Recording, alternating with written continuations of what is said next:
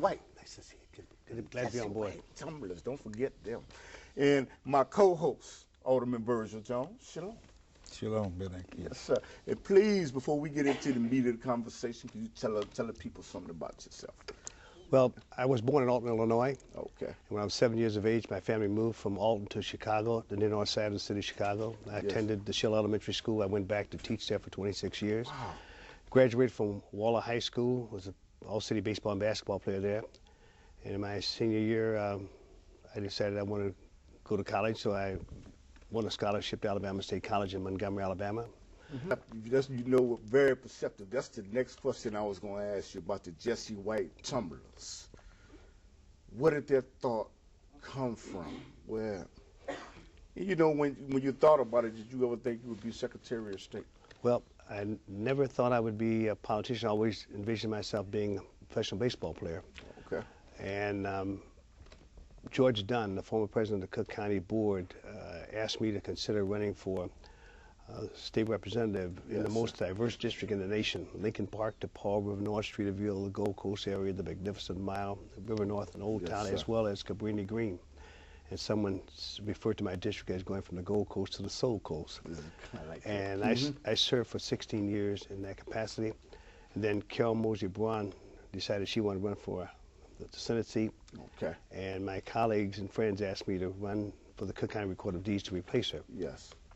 And after 6 years, as Recorder of Good Deeds, they would refer to me as, I later had an idea. Well, I shouldn't say I had an idea. My friends had an idea that I would be a good person to run for the office of Secretary of State. I know one thing you done at X Fifth Street is just, I like the way you look out for the elders, the people that are handicapped, don't have to wait at the end of the line. This is television. I love it in 95th Street. That's the only place I can go, though. I love it the way it's set up in 95th Street. Let me explain to you how that came about. I took the Thomas to Tokyo, Japan, on 3 occasions to appear on Nippon television. And one day, we were out with our interpreter. We were hanging on to the straps in the subway. And I asked our interpreter, can't we sit in those empty seats? And she said, no. In Japan, we set aside special seating for our senior citizens. And so then when I came back to Chicago, I went across the street to the Thompson Center, and I saw these people streaming out of the Secretary of State's office. People had walkers, they had canes, they had crutches. A lot of those people were elderly. And I just said if George Ryan had seen what I saw, he would set aside a special arrangement for our senior citizens. On that note, now they're trying to take away the free rides from our seniors here in this state. Well, one of the things that I said to Rob Blagojevich when he came with the idea, and I said, well, you're thinking about providing rides for senior citizens. The circuit breaker comes through my program. Okay. And so I said, instead of just opening up to everyone, why don't you just start with the people who are part of the circuit breaker program? They make under $21,000 a year. Yes. And to the disabled, we know who those people are.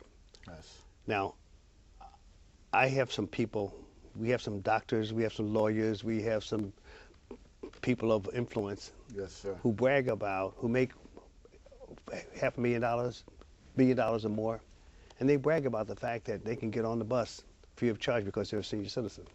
And I think that that's ugly. Yeah, they're trying to reverse it. But you know what, I'd be remiss. I had to ask, with your permission, ask you a question about Roland Burris. Sure. Okay.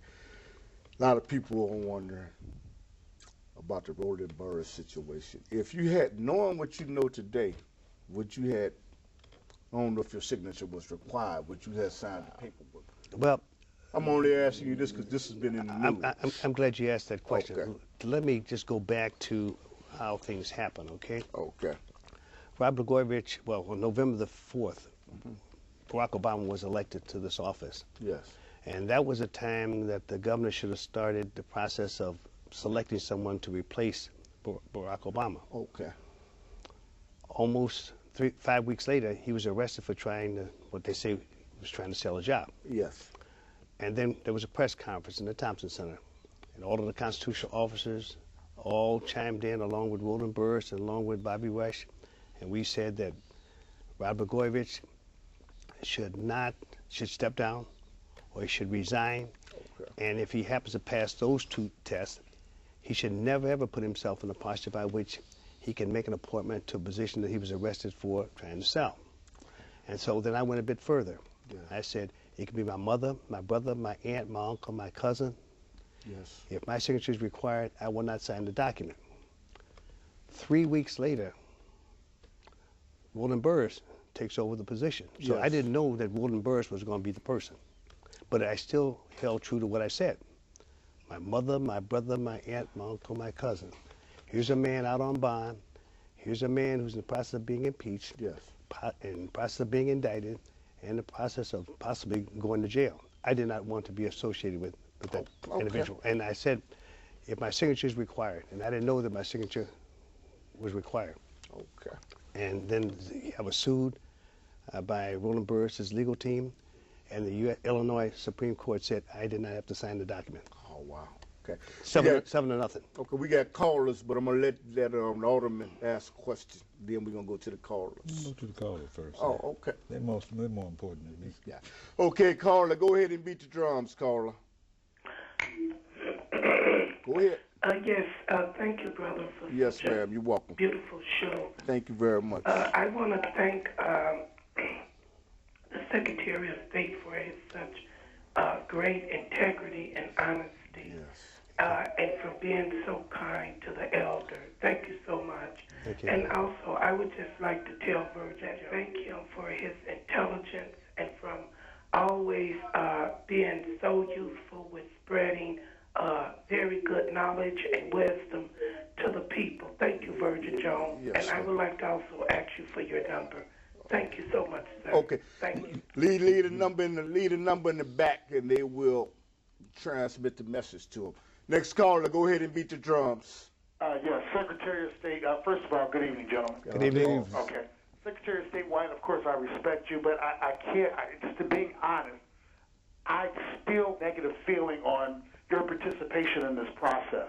Have a bad, I don't understand, if you were worried about going to jail because by signing the document, why didn't you have the legal team with the state confirm that? At this point, it was completely within Governor Blagojevich's rights, and everyone knew that, to name the next senator. And it was very unfortunate that you chose to follow the not even the party line, but the people in power here in the state that we know are not completely sanctimonious themselves. Okay. We're going to let him answer the question. Thank you. First of all, he missed my explanation. Yes, sir.